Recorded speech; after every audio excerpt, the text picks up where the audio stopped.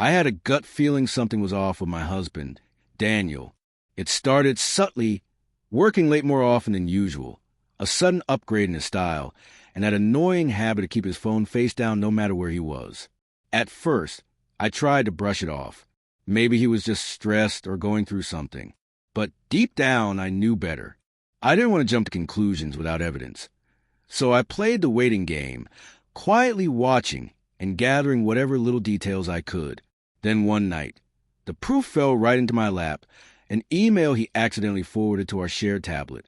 It was a dinner reservation confirmation for two, at an upscale place we'd never been to. I stared at it for a long time. It wasn't for me. My hands were shaking, but I didn't confront him. Not yet. Instead, I called the restaurant and pretended I was planning a surprise for my husband. I told them it was a special occasion, added a fake tear or two into my voice, and managed to convince them to squeeze me in at a table right next to his.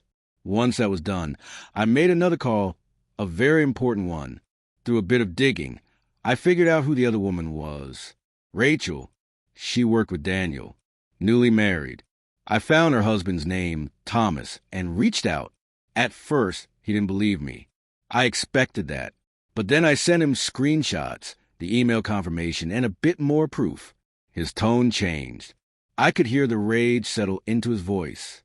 We agreed to meet that evening, just outside the restaurant. That night, I wore the red dress Daniel always said made me look fierce.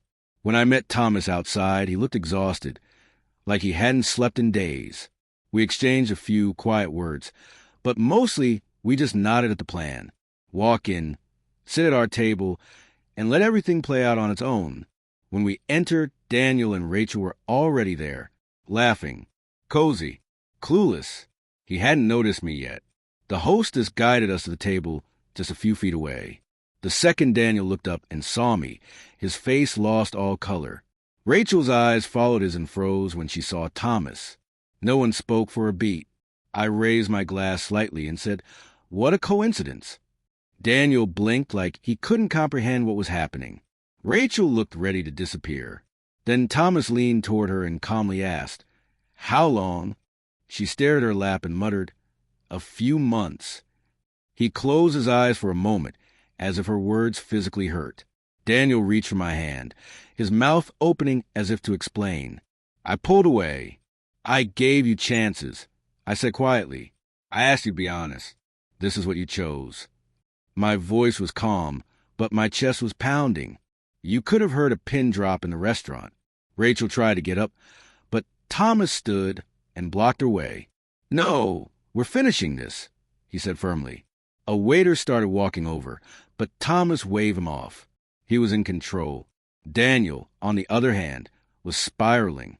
He mumbled apologies, excuses, how it wasn't supposed to mean anything, how he didn't mean to hurt anyone.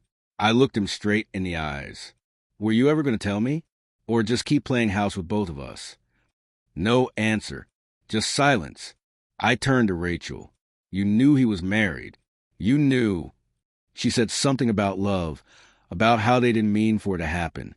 I laughed, short and bitter. "That's not love. That's betrayal wrapped in secrecy."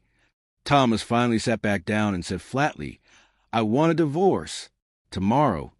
Rachel just nodded, stunned. I faced Daniel. "Same here. We're done." And just like that, we got up and walked out, together. Thomas and I didn't say much. But stepping into the cool night air, I felt something I hadn't in a long time. Peace. In the days that followed, I filed the papers. Daniel tried calling, texting, apologizing, promising he'd change. I blocked him. Thomas and I kept in touch now and then. Quick coffee catch-ups, venting sessions, little updates. Oddly enough, we became friends.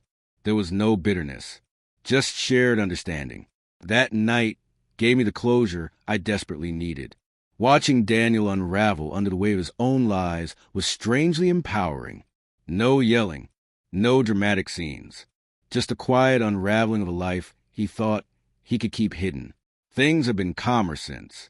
I turned inward, focused on myself, healing, and rebuilding a version of life that no longer carried a shadow. I don't know what lies ahead, but I've learned one thing for sure. Trust your instincts.